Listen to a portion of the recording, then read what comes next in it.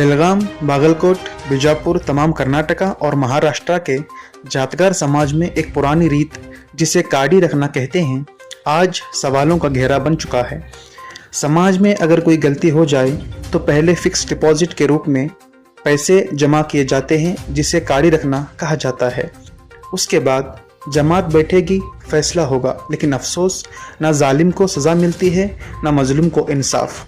जुल्म करने वाले फिर से वही गलती करते हैं, पैसे देकर न्याय का तमाशा बना देते हैं और मजलूम के पास सिर्फ आंसू रह जाते हैं, हक नहीं। लेकिन कुर्ची के अमीन इमाम साहब जातगार, जो दलित संघर्ष समिति के माइनॉरिटी संचालक हैं, उन्होंने इस घिसे पिटे निज़ाम के खिलाफ आवाज़ उठाई है। बाबा साहेब अम्बेडकर के संविधान को हाथ में लेकर उन्होंने अपनी कौम से कहा, ये जो तुम कर रहे हो ये संविधान के खिलाफ है। मजलूम का हक छीनो मत, उसको वापस दो, जालिम को सज़ा दो, ना कि पैसे लेकर छोड़ो। अमीन साहब ने यह भी कहा कि 14-15 साल के बच्चों की शादियां करना कानूनी जुर्म है और इस पर उन्होंने तहसीलदार से लेकर डीसी तक को अमेंडमेंट दे दिया है, जिसमें यह साफ है कि जातगार समाज की ये रीत गलत है। लेकिन इस सच्चाई की कीमत भी उन्हें चुकानी पड़ी।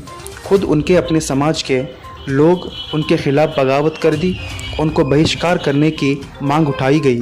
बेलगाम, बागलकोट, हुबली और बीजापुर तक उनके एंट्री पर पाबंदी लगाने का ऐलान कर दिया गया। लेकिन अमीन साहब डटे रहे और कहते हैं, मैं अपनी कौम को अंधेरे में नहीं रहने दूंगा, मैं इस पुरानी रीत को ख़त्म करके रहूंगा। संविधान के मुताबिक ही इंसाफ मिलेगा, चाहे कुछ भी हो जाए।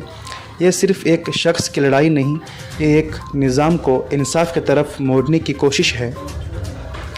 क्या समाज अपने पुराने रीत रिवाज पर सोच करेगा? क्या पैसों से खरीदे गए फैसले ख़त्म होंगे? क्या समाज सुधरेगा? क्या जालिम के पैसों के आगे मजलूम का हक जीतेगा? ये फैसला अब आपको करना है।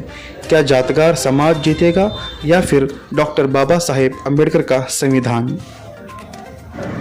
Bulletin news report, India.